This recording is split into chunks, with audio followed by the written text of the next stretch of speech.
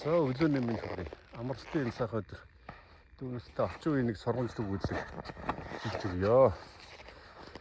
За нэг нөхөр гэхдээ нэг ширхэг шээгүү авъя гэд захтаар гараад ирсэн чи хотолтой чи шээгүүнийхаа дэргэд нэг том самбар тавьсан. Тэн дээр үнэ бичээ тавьсан байна гинэ. Нэг ширхгийг хөдөлж авал $3, 3-ыг бол $10 гэвчихсэн байх ингээд. За тэгэхээр нөгөө нөхөр чинь хөдөлтаа чинь очиод би 3-ыг $9 авъя л да гэд туршаад хэлж гингүй. Энэ самбар дээр бичсэн байгаа үстэй 10 гэсэн чинь. За тэгвэл нэгийг авъя гэд 3 удаа нэгийг $3 авчи. Тэгээ хэлж гинэ. Та сая 3-ыг надад 10-аар өгнө гэдээсэн дөнгөж сая би 9-оор авчлаа штэ гэж хэлж гинэ.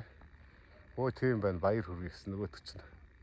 Их сэтгэл хангалаа толгоогоо ингээд хөдөлтаач л ингэж яваад өгч гинэ. За ингэсэн хөдөлтаач явсныхаа нараас өөртөө хэлж гинэ. Нэгдэн ширхэг шээгүү авч гарч чиж хүний залмихэнд ороод 3-ыг авчдаг.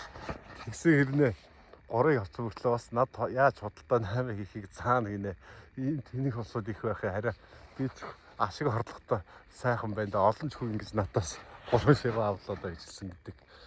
За тэгэхээр хөдөлтааны залмик гэж ийм айхтар юм байдаг юм байна шүү гэдгийг сургамж төгөөлөхөөр дүүнэртэй хэлхий хүслээ.